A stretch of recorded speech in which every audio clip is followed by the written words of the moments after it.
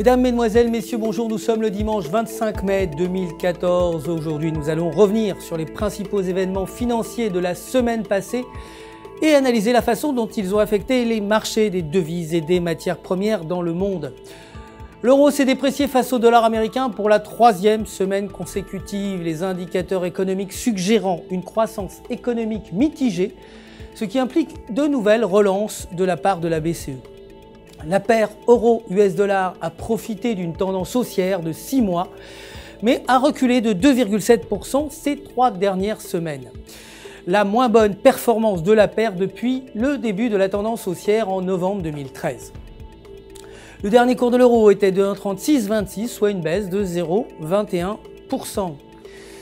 La livre sterling, quant à elle, a atteint un niveau record en 17 mois face à l'euro. Comme prévu, la Banque d'Angleterre va bientôt augmenter le taux d'intérêt, ce qui entraînera la hausse de la paire. La paire livre-euro fluctue dans un canal ascendant depuis janvier 2013 avec un écart de 9% entre un bas à 1,1343 de février 2013 et un haut à 1,2372 de la semaine dernière. Le dernier cours de la livre face à l'euro était de 1,2343, soit une baisse de 0,07%. Le dollar canadien, pour sa part, a recouvert de ses pertes de la semaine dernière par la clôture des marchés grâce à l'inflation qui a battu la cible de la Banque du Canada. Un renforcement du dollar américain peut empêcher la paire de revenir au sommet de ces 4 dernières années. Cependant, la paire dollar canadien-dollar américain continue de s'échanger dans la tendance haussière débutée au mois de janvier dernier. Le dernier cours du dollar canadien était de 0,9200, soit une hausse de 0,21%. Le pétrole brut, pour sa part, s'est renforcé la semaine dernière, continuant la tendance haussière entamée début mai. Le stock de pétrole brut en Oklahoma a reculé de 44% en 4 mois.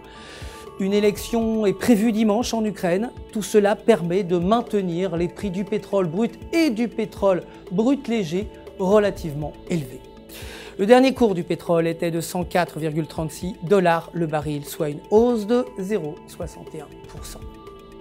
C'est la fin de notre résumé des actualités financières de la semaine passée. Nous espérons que vous avez apprécié l'analyse de cette semaine et que vous serez avec nous demain matin pour le début de la semaine de trading avec les dernières actualités des marchés. D'ici là, restez bien sûr avec nous sur www.ufxmarkets.com/fr pour tous vos besoins de trading. Votre conseiller personnel répondra, vous le savez, à toutes vos questions.